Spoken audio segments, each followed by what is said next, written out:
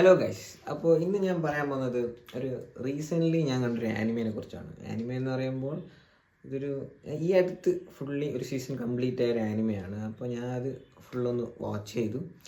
ആനിമേൻ്റെ പേര് the summer ഹിക്കാറു died എന്നൊരു പേരാണ് ആനിമേൻ്റെ.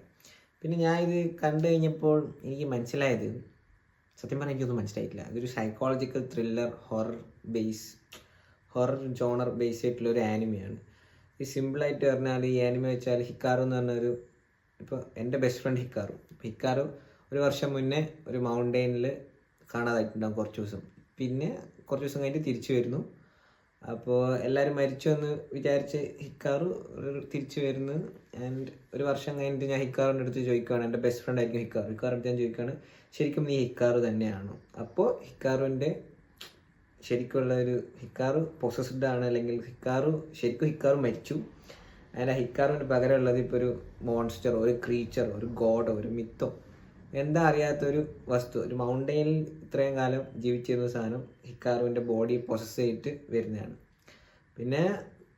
പിന്നെ അതിനെക്കുറിച്ച് അതിന് ശേഷം നടക്കുന്ന കാര്യങ്ങൾ, കുറച്ച് ഈവൽ സ്പിരിറ്റ്സോ ക്രീച്ചേഴ്സോ, അങ്ങനെ ആ വില്ലേജിൽ നടക്കുന്ന കുറേ ഹൊറർ അല്ലെങ്കിൽ സൈക്കോളജി അല്ല, കുറച്ച് ഹൊറർ എലമെൻസും ഡെത്ത്സും, പിന്നെ അങ്ങനെ കുറേ ഈവൽ സ്പിരിറ്റും, അങ്ങനത്തെ എന്തോ ബേസിക്കുള്ളൊരു സ്റ്റോറി ആയിട്ടാണ് ഈ ആനിമ മെയിനായിട്ട് മുന്നോട്ട് വന്നത്.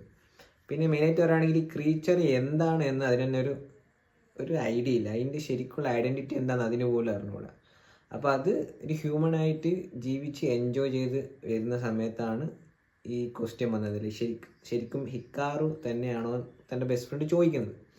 പിന്നെ അത് ബേസ് ആയിട്ട് അതിന് സർവൈവ് ചെയ്യാൻ വേണ്ടിയിട്ട് ചെയ്യുന്ന കുറേ കാര്യങ്ങളും, പിന്നെ അത് എന്താണെന്ന് സെൽഫ് ഡിസ്കവർ ചെയ്യാൻ വേണ്ടിയിട്ടുള്ളൊരു ജേണി പോലത്തെ ഒരു സംഭവമാണ് മെയിനായിട്ട് ദ സമ്മർ ഹിക്കാറു ഡൈഡ്. അങ്ങനെയല്ല, ശരിക്കും ഇന്നും ഓരോ പേഴ്സ്പെക്റ്റീവിലാണ് എനിക്ക് തോന്നുന്നു സ്റ്റോറി പോകുന്നത്. ഒന്ന് ബെസ്റ്റ് ഫ്രണ്ടിൻ്റെ പെർസ്പെക്റ്റീവ് എന്ന് വെച്ചാൽ പുള്ളിക്കാരൻ ഡിപ്രഷനിലാണ്. ഇപ്പോൾ ഈ ഒരു പെർസ്പെക്റ്റീവ്, സ്വന്തം ബെസ്റ്റ് ഫ്രണ്ട് മരിച്ച് ഇപ്പോൾ കൂടെയുള്ള സ്വന്തം ബെസ്റ്റ് ഫ്രണ്ട് അല്ല, വേറൊരു ക്രീച്ചറാണ്. അപ്പോൾ അത് തന്നെ കൊല്ലുമോ, അല്ലെങ്കിൽ അതിൻ്റെ ബാക്ക് സ്റ്റോറി എന്താ, അതോ ഹിക്കാറുവിനെ കൊന്നത് ഇതാണോ, അല്ലെങ്കിൽ ഇതിനെ ഒറ്റിക്കൊടുക്കണോ, അങ്ങനെ കുറേ ഇമോഷൻസും കാര്യമായിട്ടാണ് മറ്റേ ഈ ചെങ്ങായി പോകുന്നത്. ഇത് ഹിക്കാറുവിൻ്റെ ബെസ്റ്റ് ഫ്രണ്ട്. അതേപോലെ ഹിക്കാറു ഇപ്പോൾ ഒരു ക്രീച്ചർ പൊസസേറ്റാണ്. അപ്പോൾ ഈ ക്രീച്ചറിന് താൻ എന്താണെന്നോ, അല്ലെങ്കിൽ